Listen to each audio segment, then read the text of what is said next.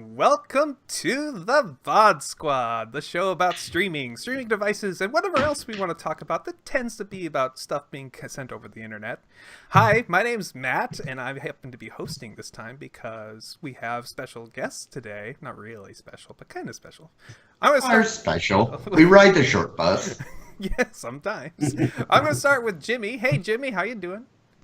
Hey, everybody, how you doing? How are you guys out there in Las Vegas doing? That's right. How you doing? That's right. We also have Michael. How you doing, Michael? Ah. And we have Clyde, and you two are somewhere different.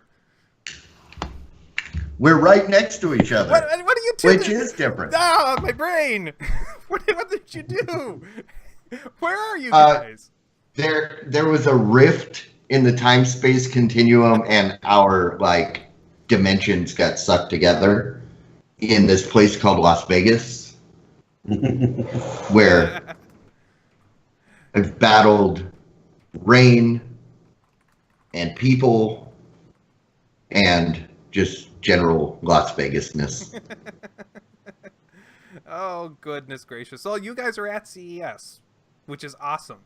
I hear you guys are having no problems whatsoever with nothing kind of weather-wise and nothing, any kind of problems as far as anything else going on. Nope. It's been perfectly blue skies, and all the people are friendly, and there are no crowds, and yeah, it's been a stellar year. Well, I chose to come a day later, and so I managed to avoid all of the weather problems, except for the fact that my flight was delayed. So far. So we still got a couple days to go. So. Well, I heard a rumor that they actually had power outages down there. Is that true?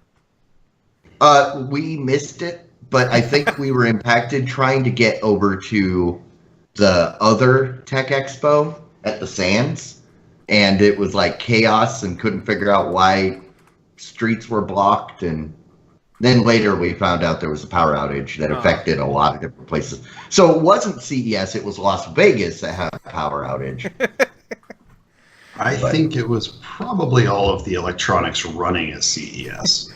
All the TVs. And I'd hate to be the electrical engineer that has to flip the switch that turns it back on, just thinking of how much power is going to be drawn through that one switch, or, not actually, but, metaphorically. It's like, I really hope this works. Click. Boom.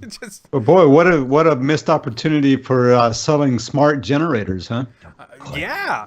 There should have been a company down there that's like, oh yeah, we'll sell you a generator. Yeah, a couple $1 million.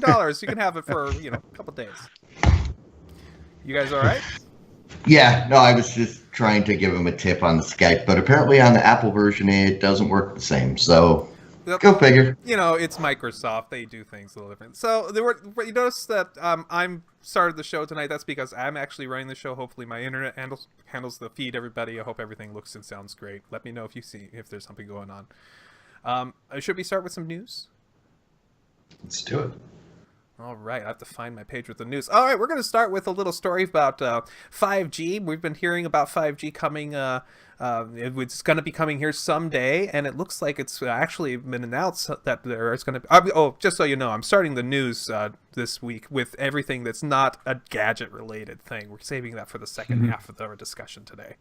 But 5G stuff is coming, and it looks like the company called Starry, which I knew before from making a cool little home router for way too much, has announced that they're going to be providing 18 new markets in 2018, where they're going to be offering a 50 megabit per second connection, or 200 megabit per fixed connection to anybody inside their markets, these new markets for $50 a month in this next year.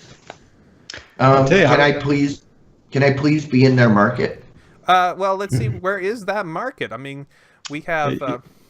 New York, Cleveland, Chicago, Houston, Dallas, Denver, Seattle, Detroit, Atlanta, Indianapolis, San Francisco, Philadelphia, Miami, and Minneapolis. Seattle. Once again, I'm not in the market because I'm in St. Paul, not Minneapolis. And that is technically a different market for you? Oh, yeah. They're different cities. That would be like whatever's right next door to Seattle. What, Tacoma? Tacoma is considered the Seattle market, usually. Okay. Okay. I'll have to wait and see on this one. So, because sometimes when these things come to Miami, up here in West Palm Beach, we also get them. So we'll have to wait and see. Yeah, I am clearly not on that list. No, Austin. Really? Considering that Austin is one of the biggest tech cities in the country, you'd think that they would want to fast track them. But Dallas and Houston are on there. They're the only two cities in Texas that matter. You know, you can actually reach across and hit him if you want. You don't get that opportunity very often. No, I think it's pretty cool that we're going to be having this a new mark. This is just the tip of the iceberg. We're going to have real 5G hopefully soon, and this is going to be the great equalizer in internet. Thankfully, where we're going to actually have real competition. Nobody can own the air. At least we hope not. And that means anywhere you want, you can put up a tower if you own the land, and you can service whoever you can reach with it. Which means competition, and competition, as we know, is good. You can service whoever you want. Sounds like a Vegas philosophy. I'm going to let that one go.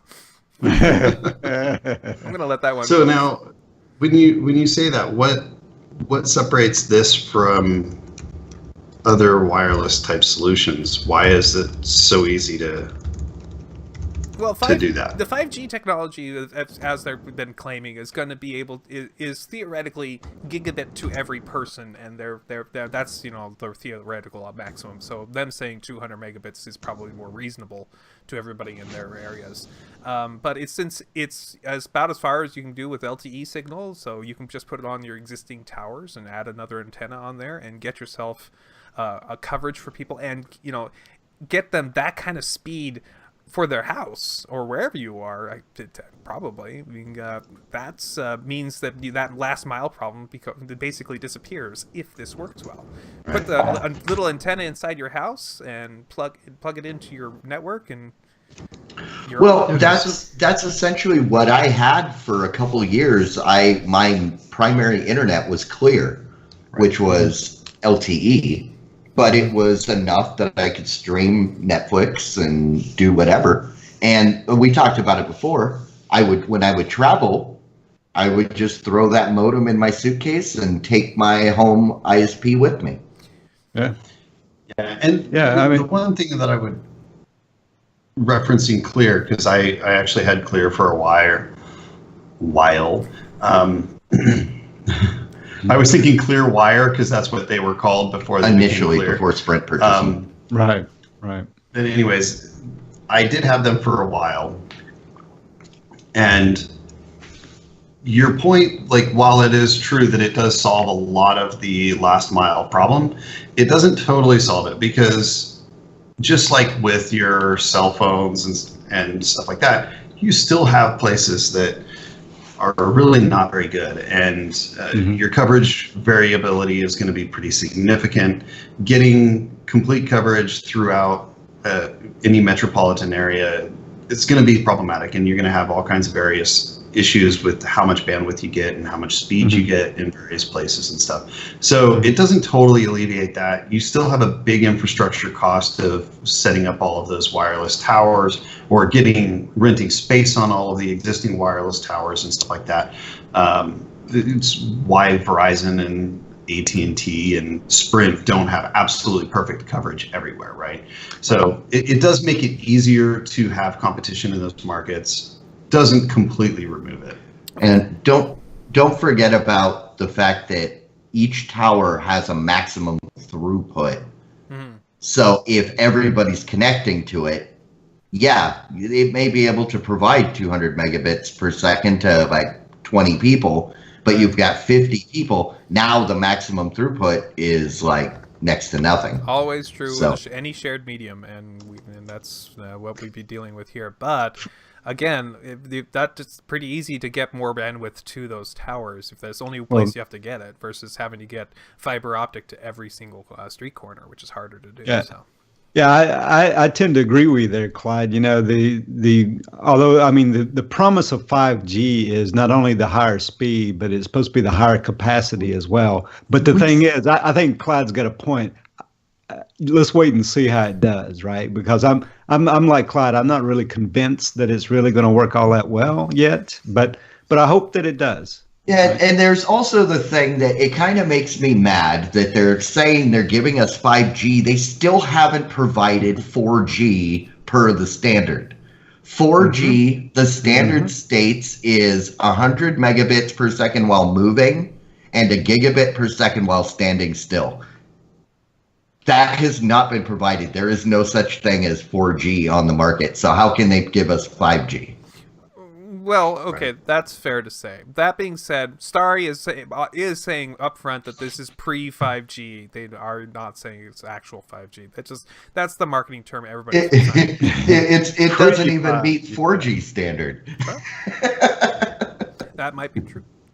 Still, if they are able to deliver the 200 megabits per second wirelessly, that's pretty good. I mean, I'll be impressed if they can get anywhere near that. I'll be impressed. All right, we're gonna move on so we can get to more stuff going on here. We got a story about TiVo, and they've decided that their next big move is going to be to the cloud. They've decided that what they're going to be is a cloud-based DVR system for various television companies, especially smaller. I would imagine the smaller companies would be interested in signing up for this, where you will be able to get your TiVo service with all of its features, the online DVR, all through this one centralized, really well made service, because it's TiVo. And since they're managing it all, you could be the little guy who offers television over and say, hey, we want to offer it with TiVo, pay the fee for it, and you're done. This is what TiVo has wanted forever.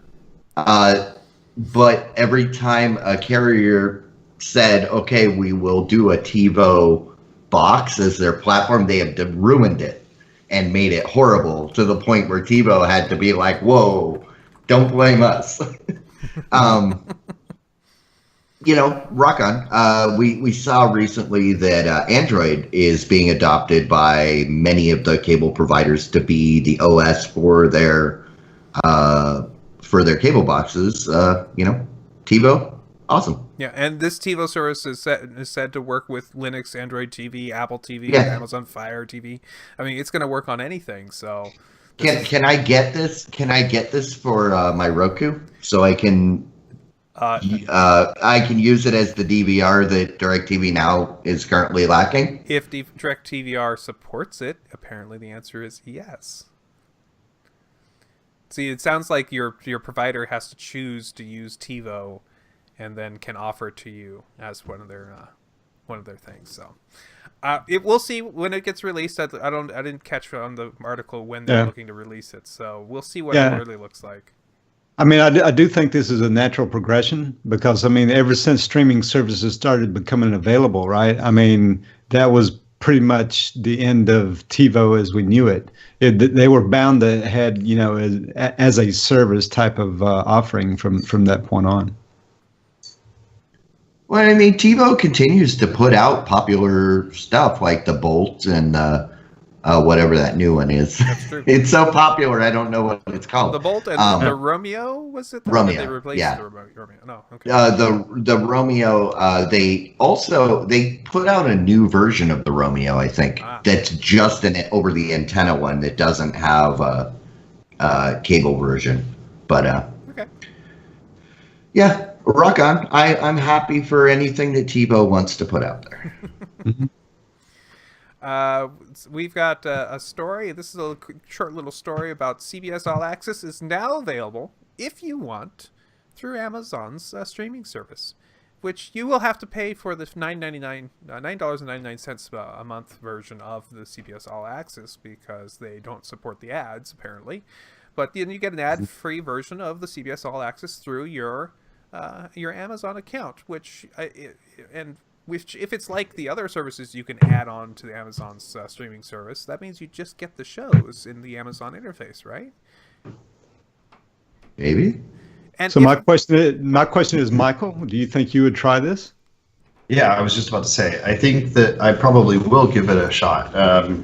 I have been interested in checking out Star Trek Discovery, and my big barrier to that is dealing with CBS All Access again.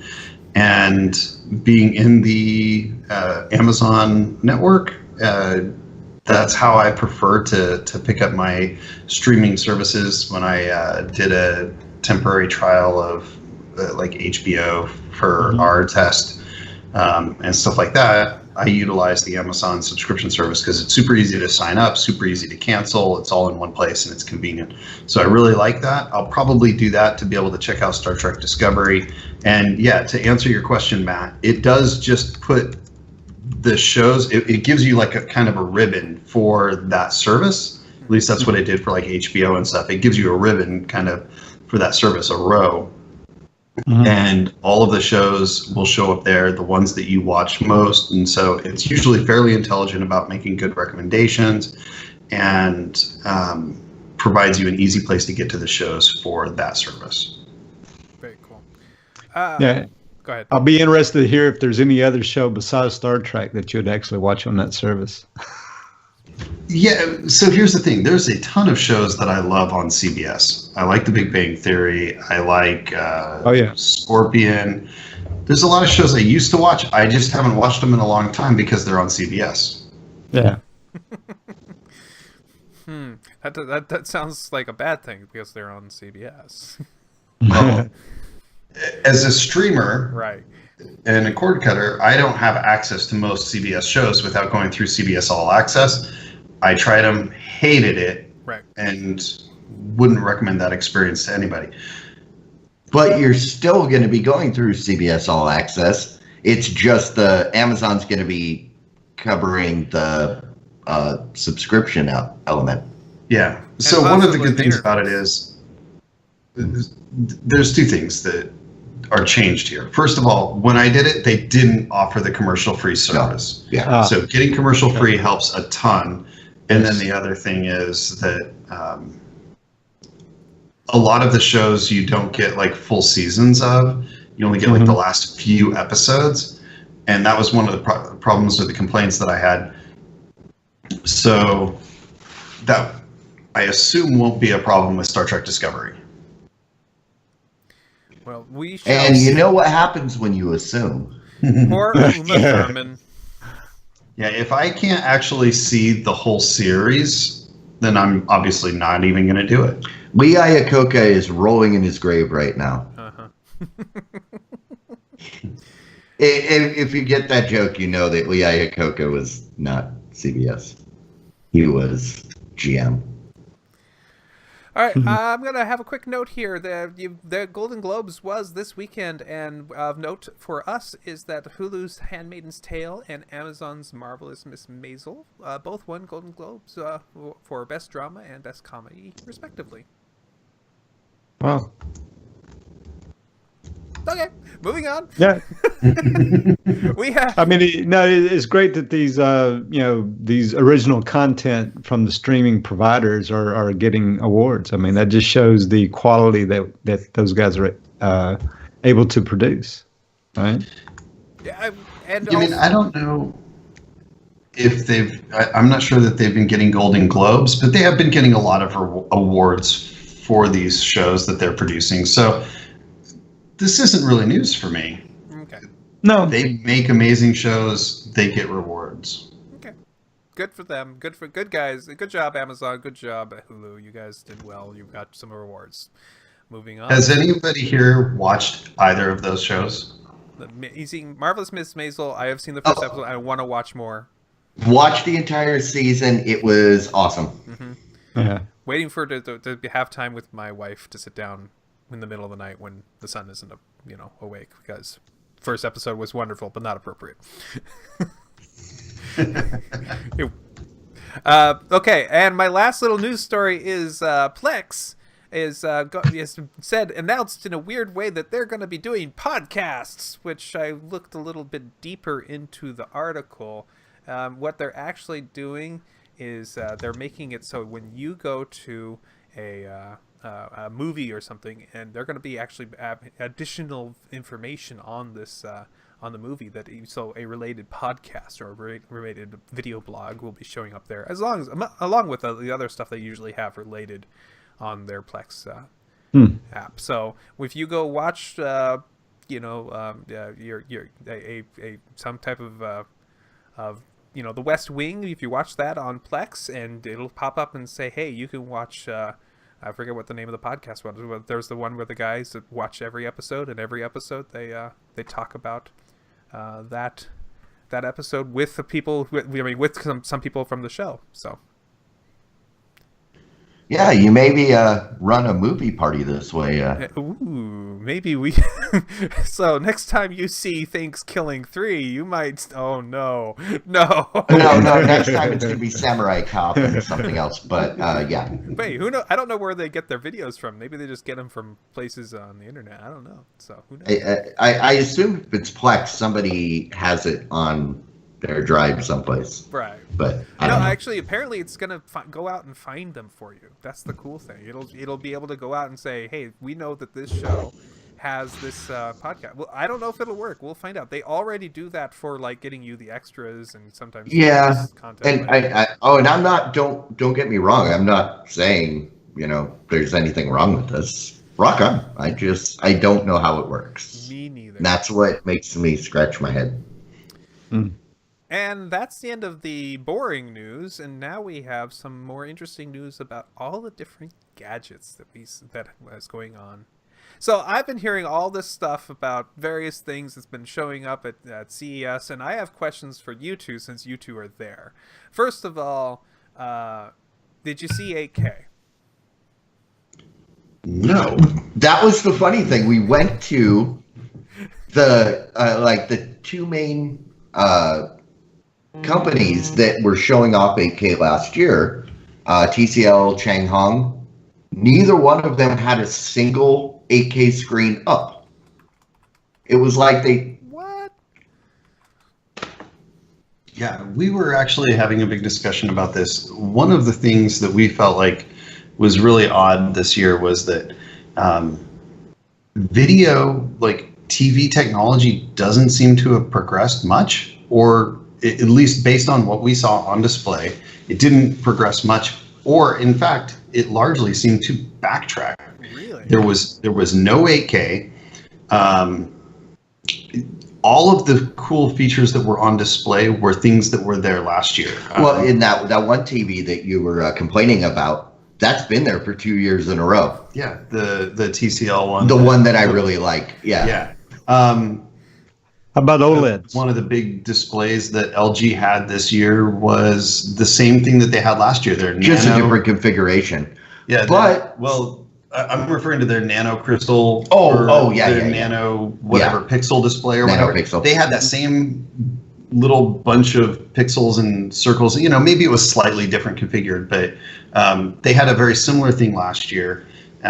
They did change up their tunnel, and they didn't do a tunnel. So this time it was like a cave where they showed, instead of last year they had the OLED in a dome, right, like an arch. This year they were like 12 feet high walls that were curved, like you were walking through a canyon, which was really cool. But then we walked over to Sony, and they didn't even have their OLED Cletus up at all.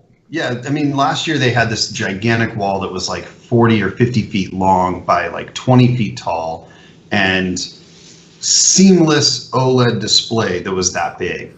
I mean, it was a bunch of OLED panels. That's what the Cletus technology is. It's like 2 foot by 2 foot panels that can create a gigantic display.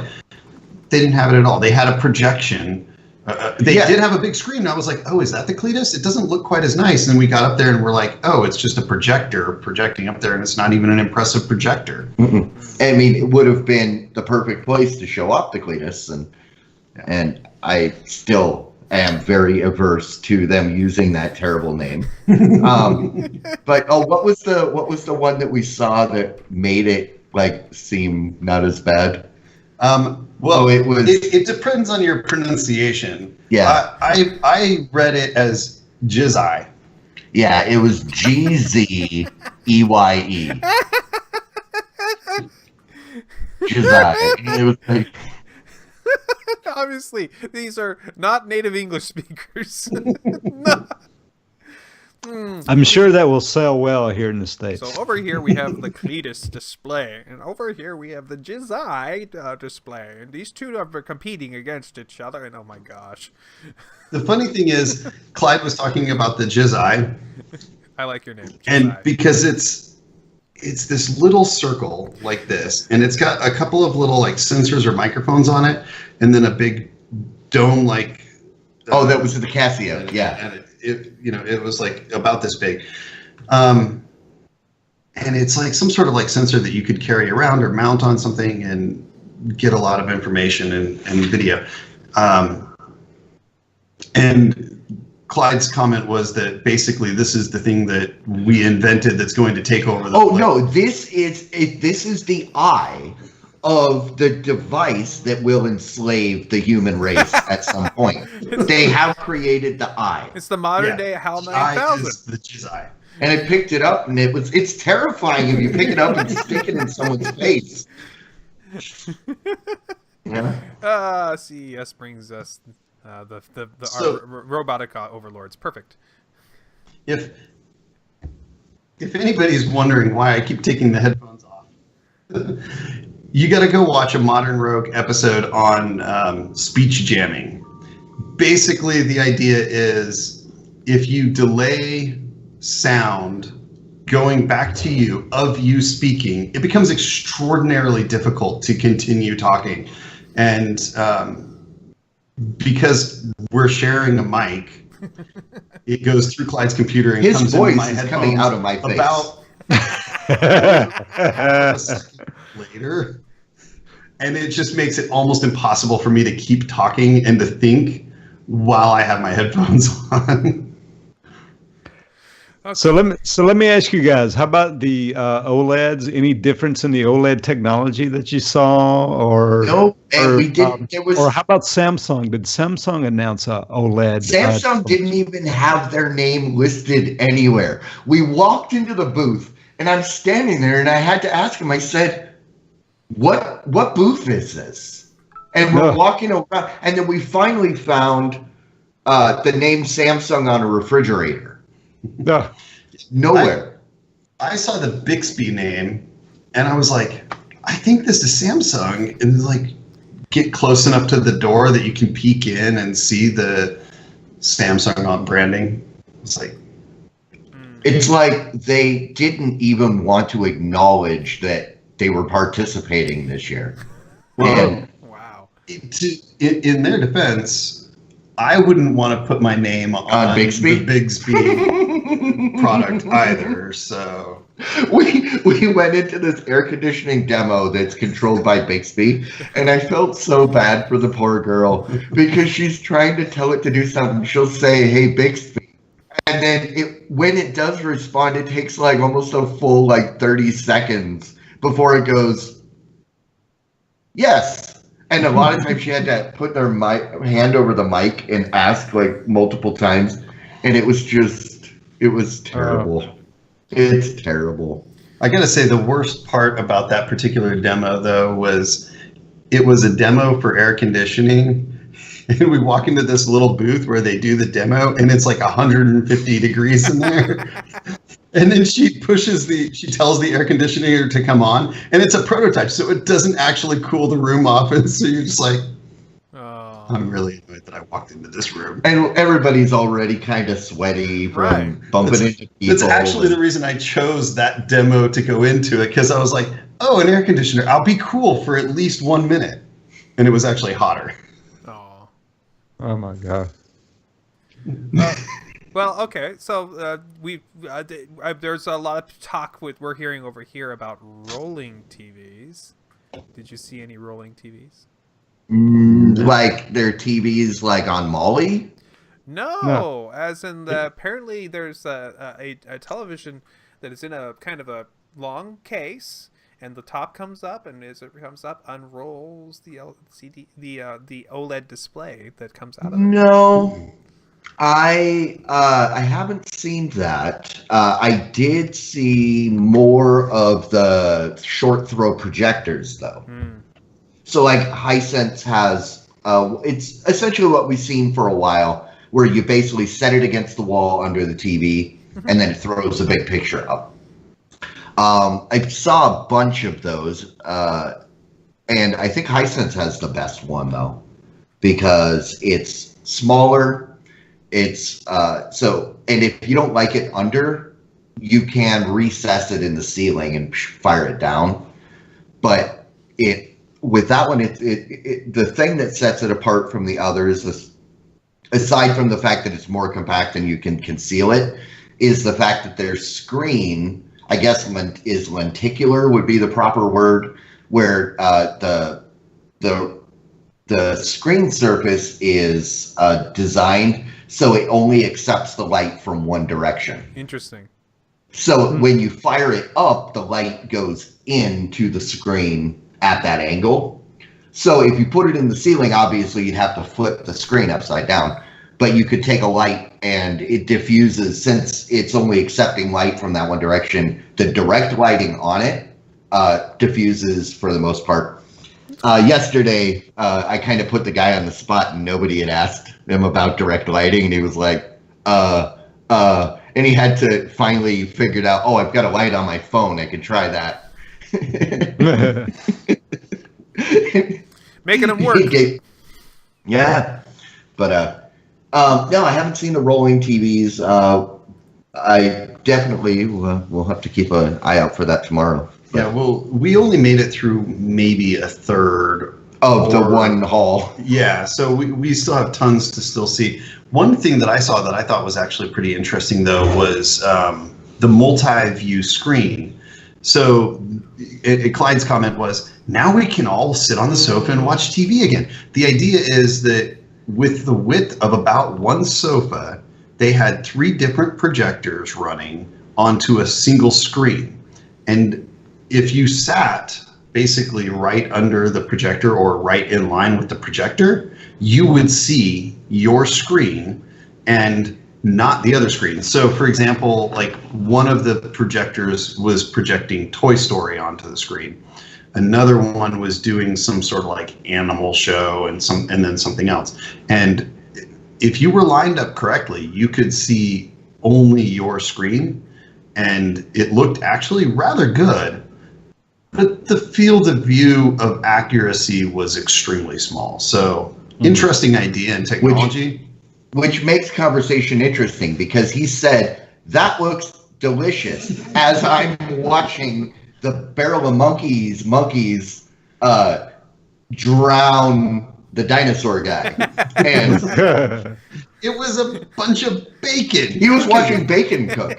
But I mean, just to get to kind of wrap your brain around what it is, if you remember, you used to be able to get like soda cups or like little discs that has a picture, and if you turn it, you see a different picture. That's essentially what you're doing with a big screen. So like the Hisense, it only accepts light from a certain direction, and you have to be in that direction for the screen to line up correctly. And it's weird, because if you go back and forth, you see the 2 pictures kind of go in and out. Sometimes they're over, and it's just weird. Yeah, it was weird. It's an interesting idea. If execution was really good, then it would actually be a really neat technology to be able to have multiple different one screen with multiple different things showing on it at the same time. Yeah, well, they've done this already. At least somebody did this already in a kind of a prototype form with the old 3D glasses. If you remember when they did that, they actually were able to set the 3D glasses so both shades would go at the same time instead of left right, which is what they did before. And then they had showing on the screen two people playing video games that they got their own point of view from the screen at the same time, so they were able to play. And since one was seeing one frame, the other one was seeing the other frame. It was just flashing between them. This sounds great. Like the exact same thing you can do with this. And if they can just widen that field of view, this could be a big deal. So go on. Good on that. Yeah, and actually, what you're talking about, I saw a couple years ago at CES, but for the automotive applications, in the fact that you wear these glasses that have the shutters, those shutters are synced with your headlights. So your headlights can flash, and so when the headlight flash is brighter is when it's open. So for you, it looks like you've got your brights on all the time, but the oncoming cars, you just cut the light of their headlights down by half. Because their lights are always on, they're not in sync. Gotcha. So, which was really cool for that application. With this one, I kind of made a joke to Clyde that it would be ideal for them to, on these little tiny projector things, they just need to build a chin rest into it, just because basically that's where you needed to be to have a perfect view. If you actually were like about a half an inch above it, just like sitting here like this, then it looked great. So it was like, yeah, all you need to do is build in a chin rest. So definitely not a viable product in my opinion right now, but it's an interesting idea, and hopefully they can tackle some of those problems. Also, we saw last year, speaking of things that we didn't see yet this year that we saw last year, a couple of holographic displays, like 3D holographic displays that we were seeing last year. I haven't seen those yet. Now, again, we haven't seen the whole floor, but there was that one at the Sands, though, where it was using the Microsoft AR, or what I think it was, where the guy was on a video call, but he saw it with the AR. He saw a hologram of the guy he was talking to over in Beijing. Right. It wasn't pretty, but it was cool. Yeah. That sounds very cool. Okay, I got more questions for you guys. Let's move on from TVs and all that kind of stuff to smart speakers. We've been hearing all kinds of stories about Amazon Echo's automated assistant and Google's automated assistant showing up in every single device out there. They've got new kind of Google shows, if you want to call it that, which basically is a copy of the Echo show. But now with the Google screen, and Alexa showing up in everything from sunglasses to coffee cups. I have seen either the Echo or Android Assistant worked into a lot of things. Not so much the things you were talking about yet, because we haven't covered everything. But I mean, Google has made sure that they had a big presence this year. They have been absent from CES for probably 10 years. And they are there this year, and they are making sure everybody knows they're there. Cool. Like yesterday when it was pouring rain, they had to shut down their display outside, but they started handing out umbrellas. And I was thinking about it. Okay, why are they giving out white umbrellas that don't have any branding? And also, how did they know ahead of time to have these umbrellas? And I realized, they didn't. They saw an opportunity and ordered up like 2,000 umbrellas and got them there right away, which is why there's no branding, and started handing them out saying, hey, we're Google, have an umbrella. Yep. I'm pretty sure they used Amazon Now to order those. Yeah, I think they did. Then today they were giving out pizza. They used Google Now to order pizza from Domino's. Yeah. And then they gave out pizza and they gave out food, and That was great. That was one of the highlights of my day. I'm always up for free food, and so I got free pizza and I still got my no checks. line. I had one of those like oats and honey bars, so got some free food. One of my highlights for today, and sorry if we're totally getting sidetracked, but one of my highlights for today was Samsung. So I have been a huge Samsung fan. I've had my last 4 phones have been from Samsung, but this new phone that I have, the Samsung Galaxy, has a broken screen. Has a broken screen. Well, actually, it had a broken screen. Oh, there it is. It's no longer broken. They had a booth there, and they were fixing screens and damage to phones for free. So, what I had quoted, I'd gotten a quote twice from 2 different places, and it was going to be $400 to get it fixed. They did it free in 2 hours while I just walked around CES. There was a Samsung guy because Samsung was their repair truck was directly across from the Google Google Playground. Yes, it is a playground. It's got a slide into like a ball pit. Yes.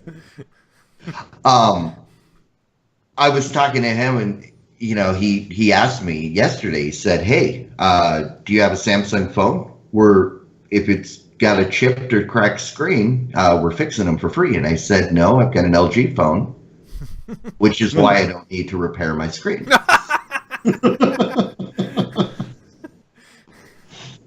But no, I mean, I say good on them. I mean, they're showing goodwill to some of the biggest tastemakers and of all the different industries, that people that are gonna potentially influence other people. So you gotta keep them happy. Oh yeah. Everybody comes back from CES and be like, screw it, no more Samsung phones.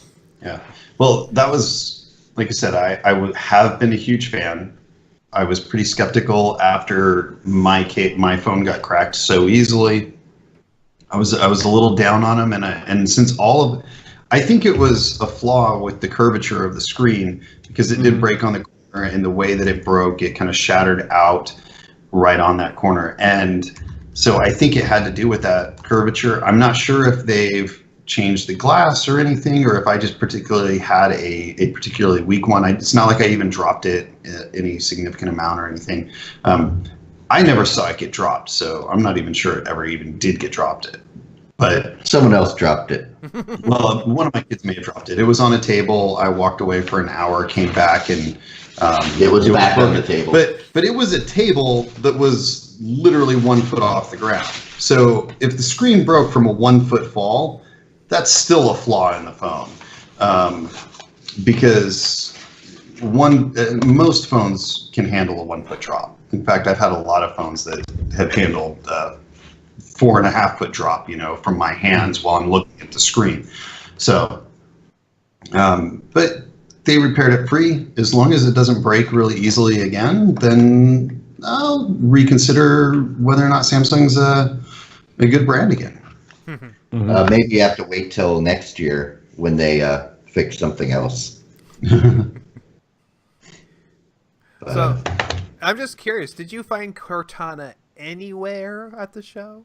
What's Cortana? Okay. No, well, the thing is, Microsoft does not participate. So unless there's a third-party company that uses Microsoft stuff, you will not see anything Microsoft. Right. There was possibly some Cortana-based stuff out there. I'm just curious because we still haven't seen anything from Apple's. We saw Cortana's retarded brother Bixby. Yeah. So I don't know. Which we already talked about. I don't know about Bixby. Sorry for the liberal use of that word, but he is the opposite of advanced. We did see a couple of, I guess I kind of sidetracked us from your initial question about the Amazon Echo. Mm-hmm. We did see a couple of items, several items that made use of the Echo functionality. One of them was a baby tracker. Unfortunately, Baby logger. It was baby logger instead of baby tracker. Clyde was really excited about the idea of being able to just, Track your baby and like go out and do stuff and not have to worry about the kid because it was taken care of. You're no longer a Tracking bad the parent kid. for wanting to have a social life. No. Go out drinking. But they said, Well, no, the baby that's not what it tracker is. tracking your baby. No, it was just, It was logging when they poop and what they ate and how much, and so then you can go into your what's the right word for when you have a lot of data, like data mining, but you're collecting it for specific use. It's what it is. So you can talk to Alexa. Sorry to trigger whoever, and tell it the baby did this, or just push a button when it happens, and yeah. that was kind of cool. The idea of having voice integration with that is obviously a really good idea, especially if you have the Echo Dots or the Echo, several of those throughout your house. Wherever you happen to be changing the diaper, you can just say, change the diaper. It was runny, or went pee, and be able to record the events that are relevant. These are all things that it comes pre-packaged with a bunch of events that you would want to record, the things that pediatricians ask you to monitor the health of your baby and stuff like that. Especially if you have a baby that's sick, right? Like if you have a baby that's sick, you're trying to kind of keep an eye on how often they're going to the bathroom, making sure that they are, eating and then properly digesting and getting rid of all of that stuff. So. And that reminds me, there was another Amazon Echo device. You may have heard of a company called First Alert that makes smoke detectors. Well, now they have smoke detectors that are speakers with Alexa built in. So you replace every single one of your smoke detectors in your house, you now have zones. No. Speakers that you can pipe music throughout the house. You can. Hey, Echo, play "Burning Down the House." Yeah, exactly. I just hope that the connectivity goes the opposite way. That when the smoke detector detects it, it will actually notify something. Yeah, we hope that Or part just- works. Realize that it should start playing Burning Down the House. Oh yeah. No, or Firewater Burn by what's their face? But yeah. Instead of being an alarm, it actually just starts playing appropriate music about things burning. Soothing music. We To help keep you detected calm. smoke. Exactly. So you don't freak Exactly. out. It's not to keep you sleeping. It's to keep you calm, and while you exit the house in a calm and orderly fashion. I thought you should know. We detected smoke, so we're playing some appropriate music. Well, I guess that is converging, two technologies into one. I mean, But no, I mean they're cool if you're into the smart house aspect and you want to just be able to walk around the house and listen to music on any speaker, talk to it no matter where you are, maybe that's the way to go. well, I mean, yeah, it just another way to get a little bit more functionality out of your smart speaker, I suppose. Yeah, Very much. absolutely. And I did see the Google Max Oh yeah. when I was at Fry's. That thing is massive. It's like this big. I sent you guys a picture. I'll post. Yep. It's next to the big Google Home, and it makes the big Google Home look like a Echo Dot. The thing is, it's so with the size of it, I assume it's got some pretty decent audio. So Oh, they had you to have didn't, been like 5 or you didn't- 6 inch drivers. you didn't actually get a chance to listen to it? No, it was on an end cap, and I was walking by, and I saw it, and I went, "What that? Oh, that's what it is." Okay. It just looked like a giant, like a cinder block with It's about how big it is. Yeah. Cool. And did you hear it? Did you turn it on? And No. I kept on walking. I tapped a picture and moved on my merry way. because I would be interested in your opinion on the sound, since you're a sound guy. Yeah. Sometime. Don't worry about it. No rush. Yeah, I don't think it was functional. I would like to try one out. Yeah. Okay. So Google, if you're watching, I'm more than happy to give one a good test. And we'll review it on this show for you. No problem. Okay. So other than that, is there anything else you? Oh no, there's one more thing I was curious if you guys saw. I was just curious if you guys saw any of the VR stuff that some of this be going on there. Apparently, there's a new Vive Pro that got announced. Haven't gotten there yet. There is a lot of VR stuff. We saw some like VR startup stuff at the Sands, which is another area. Mm-hmm. We haven't really gotten over to that area yet. Played around a little bit with the Gear VR, but it was same stuff as always. Well, But it looks like a quite. oh, we're missing something. We are. Oh, hey, where did mine go? Yeah. He chose green. An interesting choice. I have a red one. Of course. He's I figured missing you the would. fact that we got to play Jedi Challenges. Oh, how was The that? Lenovo partnership with what was it, Microsoft? Yeah, it's Or- Microsoft AR. Yeah, and No Cortana though. yeah, it was really fun. I got to fight Praetorian guards and with a VR lightsaber, and it was really cool. It's kind of an augmented reality thing, so you can actually kind of see through the VR lens. They actually intentionally stand you in front of a dark backdrop so that it's really easy to see the Praetorian guards, and there's no kind of distracting stuff behind you. But apparently some of the other modes that you can do are like real-time strategy type games on the floor, Nice. in just like a large space on the floor. And then there's also And you can do that Wookiee chess game. yeah, I don't know what it's called. the hollow chess game that Chewbacca plays on the Millennium Falcon and in A New Hope. Let the Wookiee win. Yep. Yeah, let the Wookiee win. Is there been anything else that you guys saw at the show that was just blew you away that we haven't talked about yet? We got free Arduinos, Ooh. courtesy of Arrow. Go to arrow.com. They've got Arduinos and Arduino accessories. Is that They sell EERO? Arduinos and Arduino accessories. Is that EERO.com? No, Arrow, just like you Ah. would expect to spell like AROW.com. an arrow. Gotcha.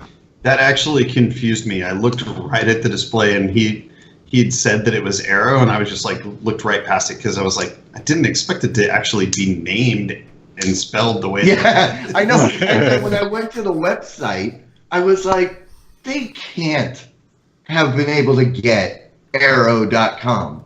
And sure enough, Arduino Uno, and then we get to download, or we get to order a free accessory. So, yeah. Anything else? Yeah. Want some headphones? I got Chex Mix from Google and an umbrella. And the I got a nice umbrella. I don't know what I'm going to do with it because it's not going in my carry-on. There was one other thing that I thought was actually really cool. It was a gaming table, and it was called Play Table. And basically, it's I don't know, maybe 3 feet by 2 foot, basically a tablet type thing. And they had some games virtualized, or like Settlers of Catan was the one of the demos that they had. If you've ever played that, it's like a tile-based game. Mm-hmm. So it put the game into a digital format on this oversized tablet like monitor type thing, and you could play there. And then you could also utilize your phones as well to hold your deck. So like in that game, you have some cards and stuff, and you could hold that. And so you could look at your deck in your hand and the cards and stuff like that, and you could push them forward and it would like throw them onto the screen for you to play them. So it was actually really cool. It looked like a lot of fun. They have a integration with a number of games that they've already integrated with, and then they've also got some games that they've made. It also has functionality that lets it tie into miniatures and stuff. So they had some miniatures of like a dragon and some like Disney type characters. I think that was like, I think I saw Elsa there, and maybe a few others that they could put on tiles on this monitor thing and have those register, and you could do like battles with those characters and things like that. It was really cool. And I urge everybody, I'm putting a link in the chat, anybody that does anything on Twitch, Twitch related, or somebody that does, point them to streamelements.com. Got a chance to talk with these guys.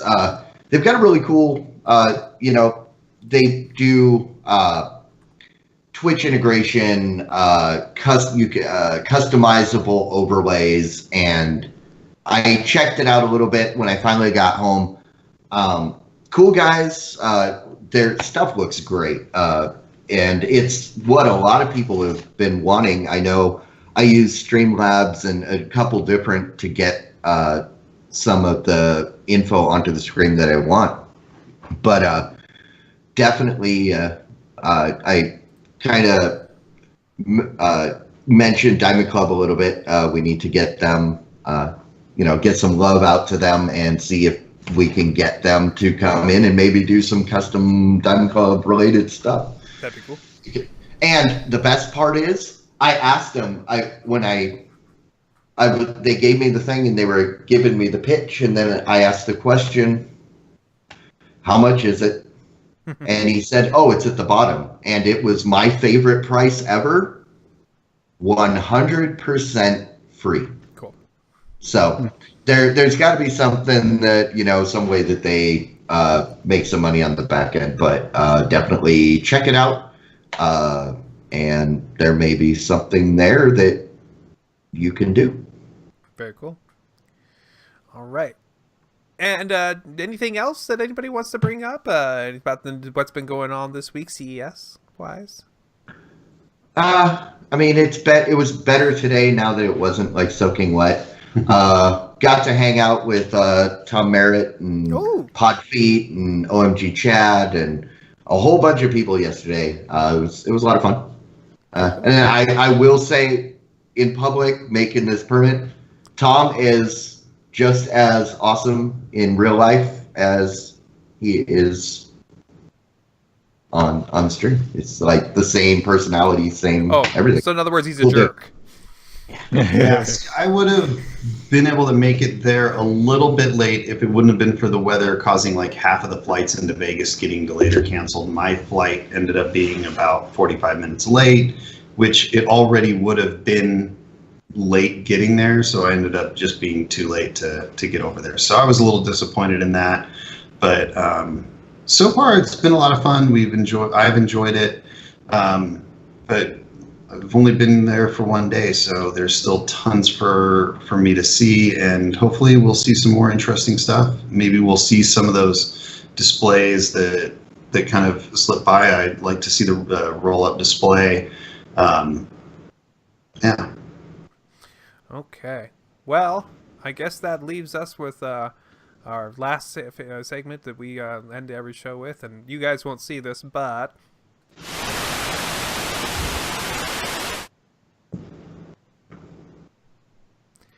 so if you guys got any rants or raves, let us know. So what about you, Jimmy? Did you have anything to rant about or rave about this week?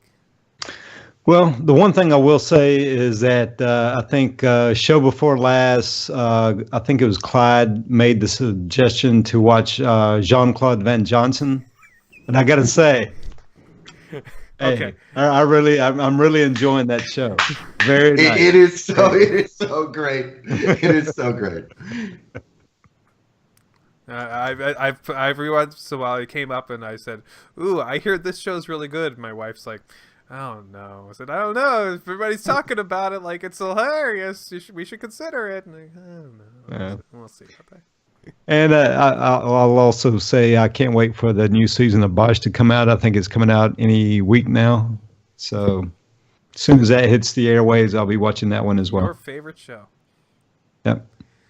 I'll go next. I am gonna rave because earlier this week my son, he had an ear infection, and which kind of sucks, but I'm going to rave about grandparents who are willing to get up and get out in the car and drive several hours to get here to be with my son while we're at work and take care of things. So I just wanted to say, because my week's been very busy with kids being back to school, and so I appreciate grandparents being available when in a time of need. So that's what we haven't been able to watch anything. We haven't been able to do anything like that. So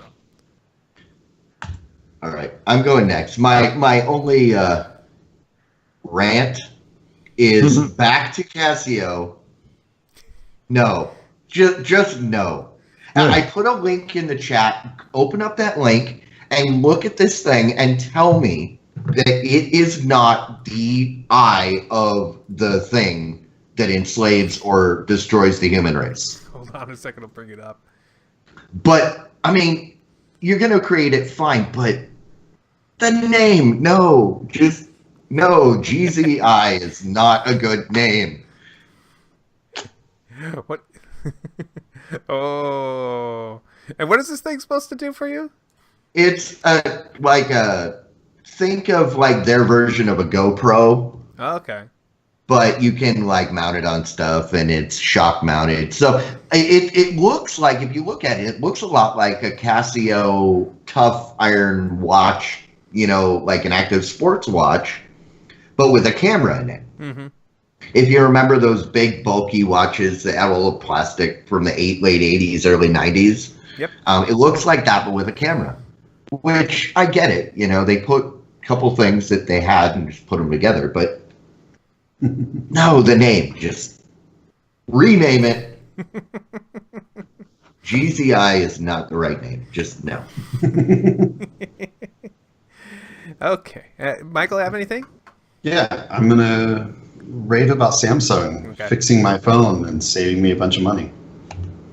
Well, that's awesome. Well, I think that this has been a lot of fun, guys. I appreciate you guys putting up with me hosting the show this week, and hopefully everything went well for the stream and everything like that. So if you'd like to catch us any other time, you can always get us at thevodsquad@gmail.com. We're also at the VOD Squad on Twitter. And you can also... And keep an eye on the Twitch channel for stuff being posted throughout the week. And now we are www.twitch.tv/thevodsquad officially now, right? And we've always been that. Okay, so I've been playing around with the Twitch for a couple days now, but I've been using my own personal channel to test things, so I don't send out accidental VOD Squad stuff. So yeah, this has been a lot of fun, and I'm gonna say good night, everybody. Bye. Bye. Diamond Club hopes you have enjoyed this program.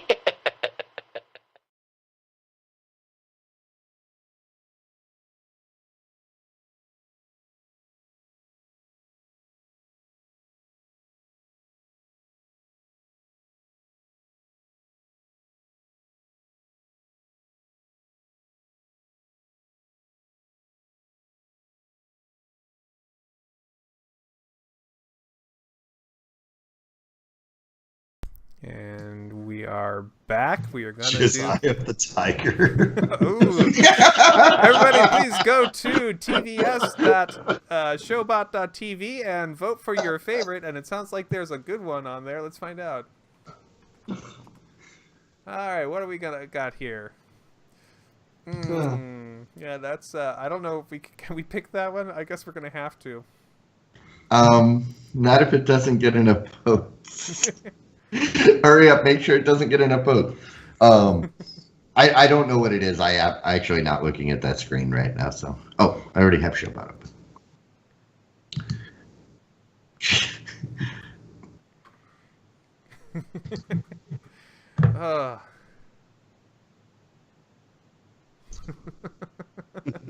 We actually, I'm amazed how many title suggestions we got this week. It's pretty nice. Yeah.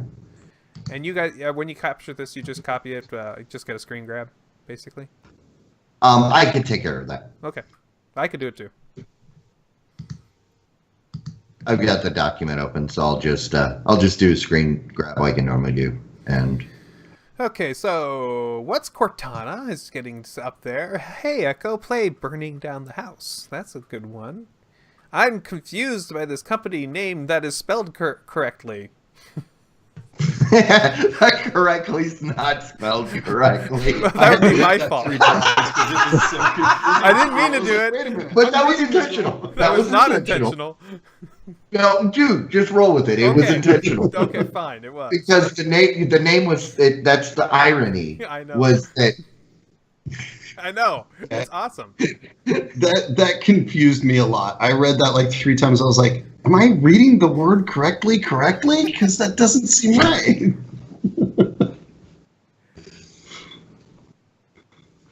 Breaking the fourth wall. I can't fix that, which I put up really early in this because there were people saying, "Yeah, there's a little problem with the with Clyde's voice being echoey." It's like I can't fix that. Why not? I don't have any sound processing over here. I need you to fix that. I can't. Be in a room that doesn't have echo. Can Alexa fix it? I don't know. Romeo, where art thou, Romeo? It's a pretty decent one. Amazon on CBS sitting in a tree. CBS Zion. Amazon Schmamazon. Gizai has it. Return of the Gizai. CES is more of the same. A really tiny baby tracker. I'm going to give a vote to that one. And no, bad Casio. Nope, not going to do that one. I like... All right, I've put my votes in. Got a 3-way tie with Hey Echo, play Burning Down the House. What's Cortana in? I think we should go. I like that one. I would change the Echo to the actual word since we don't have to worry about the title triggering somebody. Yeah, so you can go GZI because it looks like G apostrophe Z when you look at the actual device. Yeah. It's listed as a GZE, but like if you actually look at the device, it looks like G apostrophe Z. EYE. It really looks like an I. I mean, and the model number GZE-1. I called it GZI. Yeah. Oh, look at the here. Oh, I can't share it. If you're looking at that page, so it says GZE1 on the left, all the way over to the right. It's got what looks like it's got the logo. Yeah, I see it. Yeah. So it looks like an apostrophe. G apostrophe Z. GZI. G's. It's a G's eye. Yeah, but you're right, Clyde. That thing does look like it would ask you, where is Sarah Connor? Yeah. It's like it is the eye of every terrifying robot thing ever. Like a Dalek. That's the thing that I couldn't think of. It looks like a Dalek's eye. It just put it on the end of a stick and start yelling exterminate. Exterminate. Exterminate. Exterminate. Every time they say it, it's just a little bit higher. Exterminate. Exterminate. Yeah, that I all day I've been trying to place exactly where I recognize it from, and it's a Dalek's eye. Well, we have a 4-way tie right now, guys, and I can break the tie if you want me to. Exterminate? No, I can break. Shall I break the tie? Just pick the one you like. Hey Alexa, play "Burning Down the House." I That said is that, what didn't I? I am breaking the tie with. Hey Echo, play "Burning Down the House." That's the one we break the tie with. Yep. Sounds good to me. See, Wabbit learned how to game the system. If he puts in enough submissions, Yep. he's guaranteed to win. Yeah, that's the way to do it. It does improve your odds. No doubt about it. W. Scottish says, give him 1 sec, he can break it. No. Breaking the fourth wall? I win. See, he basically flooded the ballot box. I think we're good. I think we like it. I think we've Yeah. picked our choice. Yeah. That'll work. And you guys are gonna change it to "Hey Alexa" instead of "Hey Echo." Yeah. Yeah. Yeah. Yeah, the only reason I think I was the one that said that. I said it just so it wouldn't set up anybody's Right. thing, right. You said it perfectly. Although we're saying Alexa a lot, so. Can we just say Alex? Yeah. Alex? Alex? Alex? Alex. Alex. The thing that's been driving me crazy is anywhere where there is audio, like on the monorail, which currently says "Hey Google" alongside, it constantly plays ads demonstrating, while you're a captive audience, how to use the Google Home. And the first time it kept saying "Hey Google," and I was like, no, my phone. And then I realized, oh wait, my phone doesn't respond to that. No. Oh, it does. Yes, it And does. my phone just like went all crazy. You're not supposed to respond to that. But You can program it to do that actually now. You can say, let's go ahead and turn on the "Hey" answer to it. well, and I thought I had that turned off because I also have the Google Home. When I'm talking to the Google Home, I don't want my phone to react because that gets complicated. Yes. And then they're fighting. It actually Then no, they get angry at each other. just so you know, if they're on the same Wi-Fi network, they do recognize that, and usually your phone says we're answering this question on another device. I've seen it come up that way. Yeah, because I ran into that at my parents' house, and there was my mom's phone and my phone and the home all were Responding. like, Well, like, no.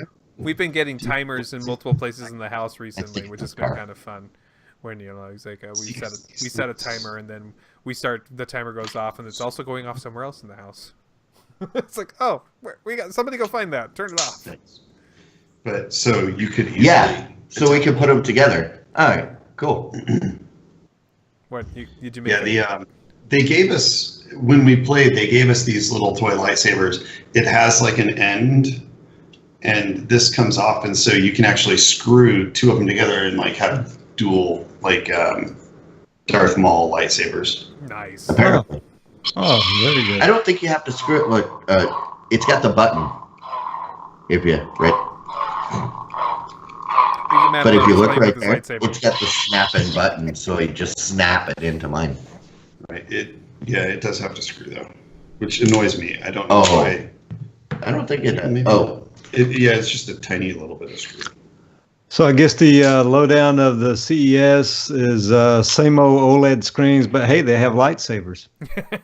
oh, we didn't even see. Remember, like a couple weeks ago, we talked about the new LG 80-inch OLED. Yeah. That wasn't even there. Oh. It is there. Well, what I saw on the CNET was that it is there, but it's a invitation only room, is where it's at. So it's over at like the Venetian in one of the suites. The Right. 87-inch one. Yeah. Okay, Yeah. that makes sense. Yeah. All right. I think I'm going to call it, guys. Thank you very much for another great show. You guys head in Vegas. Have fun. Make sure you guys get home safe and try not to get sick. And we'll see you again next I'm time. already sick. Oh, I'm sorry. Oh, this guy. Con crud. Oh yeah, Oh. but hey, what? We are still technically on the air, but so you don't have to answer. But did you figure out your housing situation? Yep. Cool. It's a lot. You're looking at it. Oh really? We are roommates. Oh no. It actually worked out pretty well. I had a 2-bedroom condo that has a Murphy bed in the living room, Mm. and my brother-in-law was going to stay, and I was like, yeah, sure, Clyde, you can stay here. The Murphy bed in the living room area will. Although I am definitely afraid of being closed into a Murphy bed. I've seen the cartoons. I know, and I was in the Navy. I know what kind of jokes people play. I'll come out. I'm come out laughing. in the morning. I'm laughing, See- Clyde, but I'm just curious. Are you really scared of that?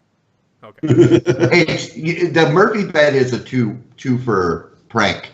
First, you put their hand in the hot water. Then when they pee themselves, you close them up in the Murphy bed so they can't do anything about it.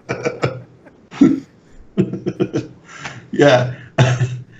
Anyways, my brother-in-law had to cancel his work, determined that it was not okay for him to take the time to come down here, and so he got kind of shafted there. Yeah. But Clyde gets his own room and own bathroom this way. Yay, it no actually Murphy works bed. out quite nicely. He doesn't have to sleep on the Murphy bed, and so. He's just happy because I don't have to share a bed with him, because that's where it was going to end up. There's a couch in there somewhere, right? Yeah, it's a pretty nice. He's got condo, a actually. queen size bed in there. It's a king, actually. You just you draw the line with the pillows. You've seen planes, trains, and automobiles. Yeah, you know, I know how that if ends John up. Candy and Steve No, Martin can no. deal with it. Yeah. Yeah, why not? All right. Where are your hands? Between two pillows. All right, I am ending this stream before it gets any more out of hand. See you guys later. Thanks for watching.